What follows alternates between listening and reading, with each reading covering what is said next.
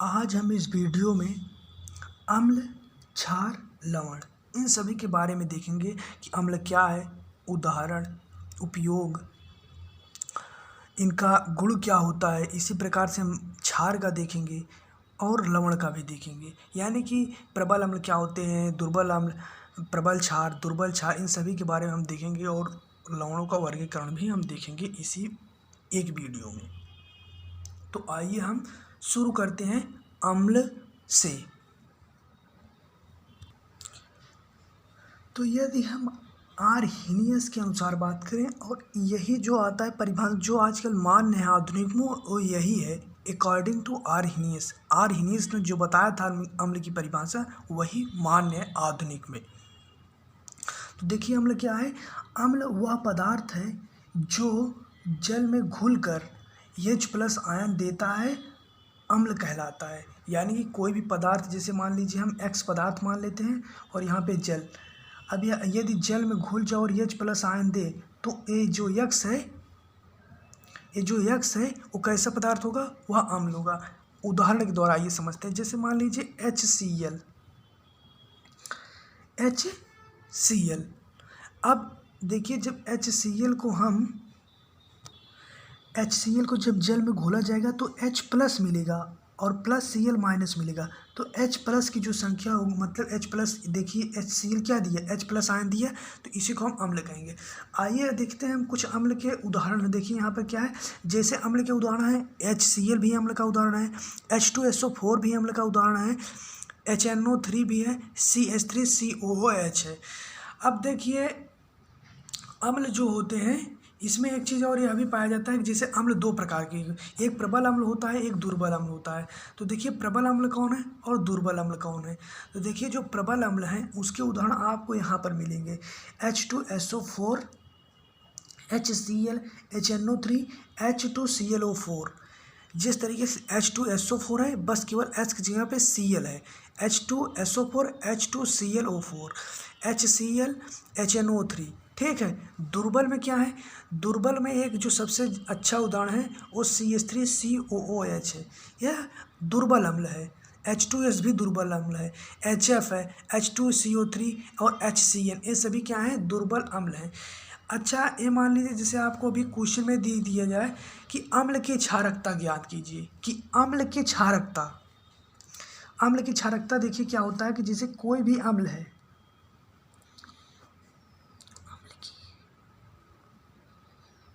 क्षारकता यदि पूछ रहा है किसी तत्व की, जैसे हम मान लीजिए HCl ले लिए, तो HCl में जितने H+ की संख्या होगी, देखिए यहाँ पे लिखा है अम्ल की क्षारकता बराबर क्या, H+ की संख्या। अब हमें मान लीजिए HCl में अम्ल की क्षारकता ज्ञात करना है, आपको क्वेश्चन दे दें कि HCl में बताओ अम्ल की कितनी क्षारकता होगी, तो इसमें कितना H+ उपस्थित है, इसमें एक ही HCl है तो इसकी क्षारकता एक ही होगी, यानी किसे कहेंगे, एक क्षारीय अम्ल।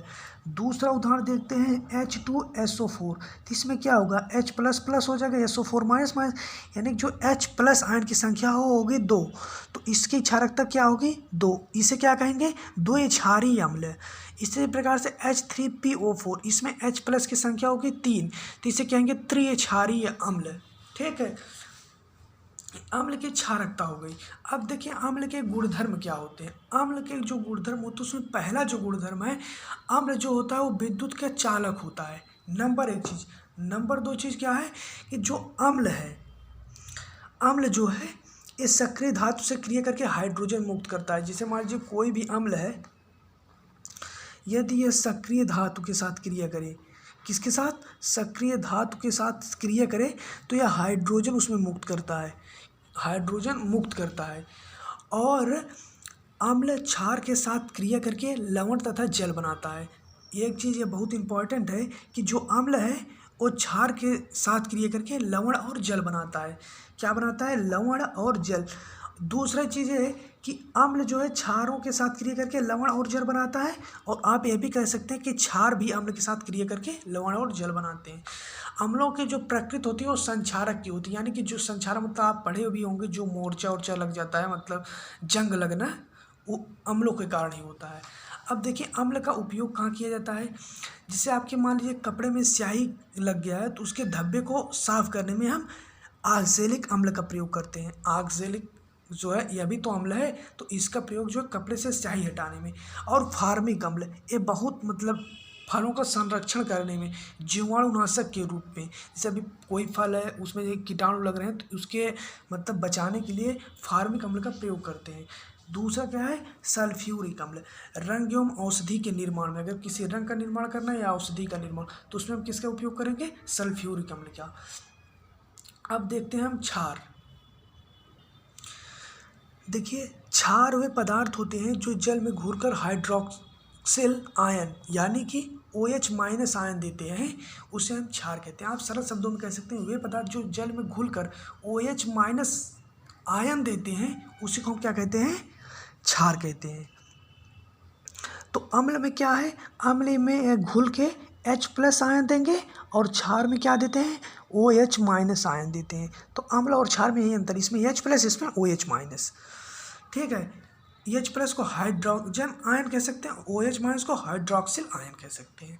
अब देखिए इसके उदाहरण क्या है, CaOH2, NaOH, NH4OH। तो देखिए जो OH है ये देखिए कॉमन है, OH OH OH सभी में यह कॉमन है। तो ये जल में जब घुलते हैं तो OH माइनस देते हैं। जैसे मान लीजिए NaOH, तो जब NaOH घुलता है तो यह Na+ और प्लस OH माइनस में टूट जाता है।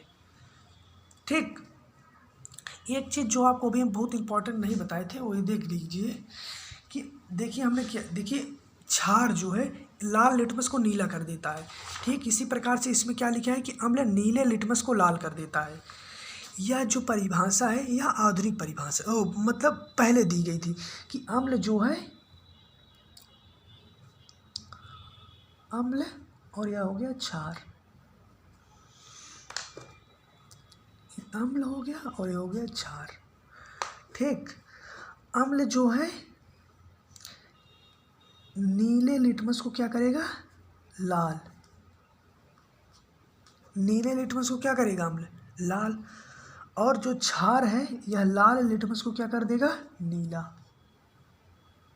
ठीक, अब आप एक चीज़ जानिए, अब देखिए इसमें थोड़ा सा कन्फ्यूजन वाली स्थिति रहती है कि कौन लाल कर देता है कौन नहीं, इसमें थोड़ा समय याद करना पड़ेगा।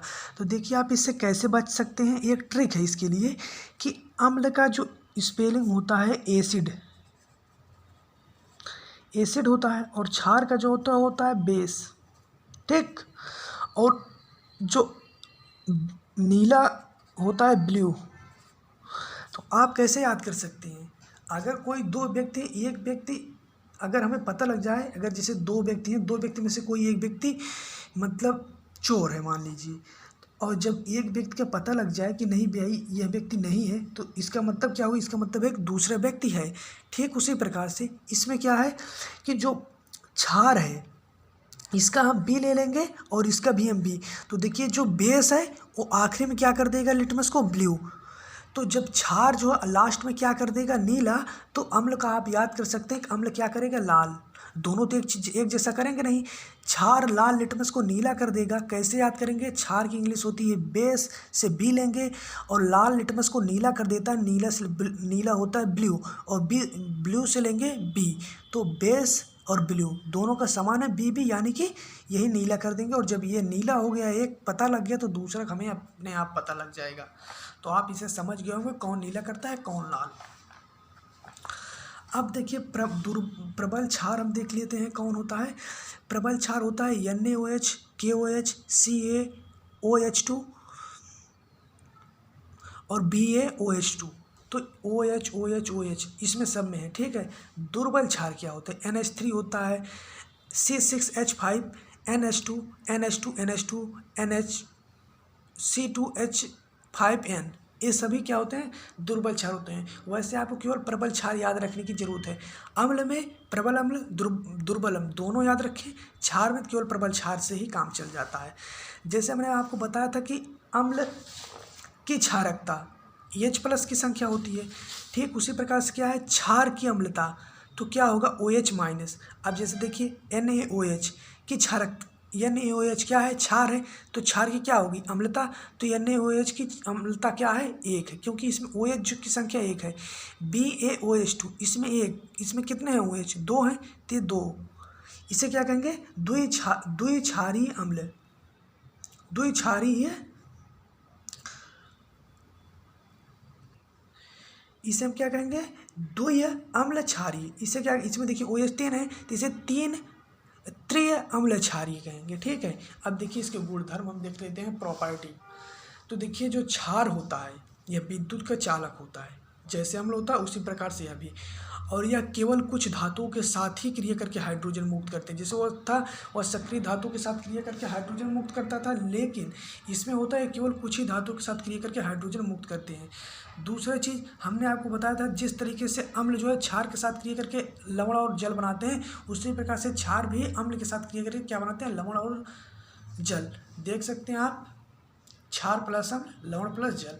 उपयोग देखते हैं इनका कहाँ है, पेट तथा मिट्टी की अम्लता को दूर करने में। एक चीज़ आप ये समझिए इनका कॉन्सेप्ट, कि जहाँ अम्ल की ज़रूरत पड़ेगी,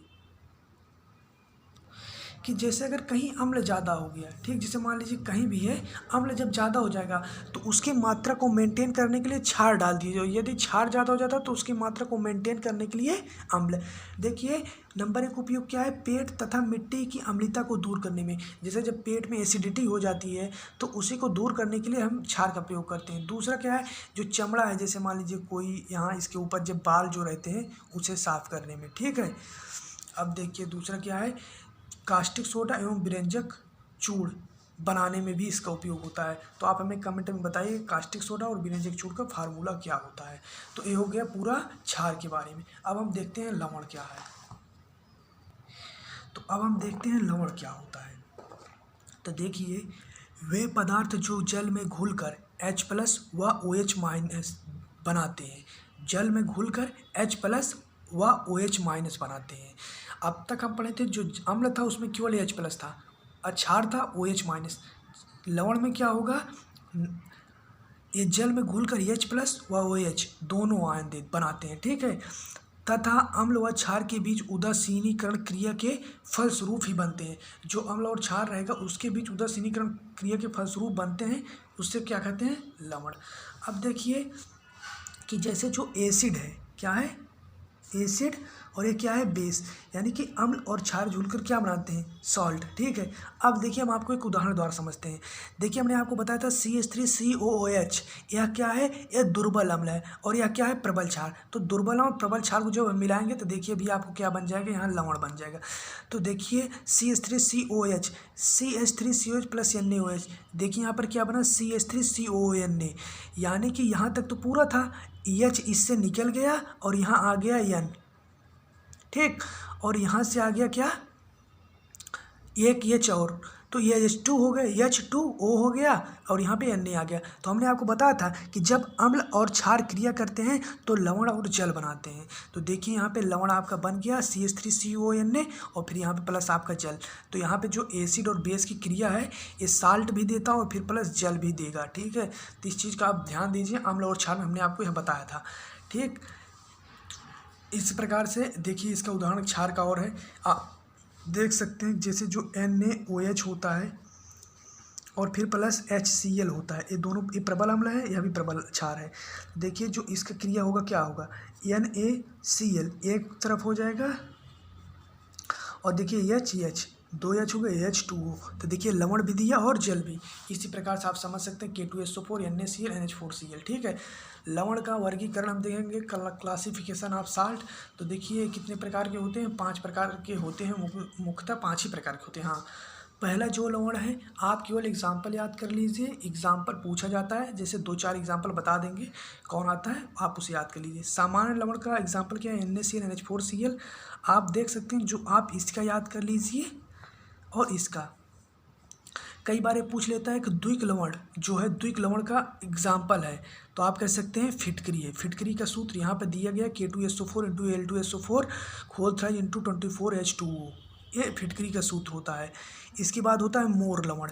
मोर लवण का सूत्र यह है। मोर लवण का सूत्र आप कैसे याद करेंगे, आप केवल इतना याद कर लीजिए कि FeSO4 शुरुआत में रहेगा और लास्ट में रहेगा 6H2O। जिस फार्मूले से मिलेगा वही आप मान दीजिएगा सही, FeSO4, इसके बाद डॉट डॉट, इसके बाद फिर क्या है 6H2O। तो आपका ये याद हो गया। तो द्विक लवण का एग्जाम्पल मोर लवण, फिटकरी। संकर लवण के K2SO4 FeCN6 यही है, ठीक है। और जो लवण उदासीन होता है, लवण का pH जो होता है वो 7 होता है। तो आशा करते हैं आपको ये वीडियो ज़रूर समझ में आया होगा।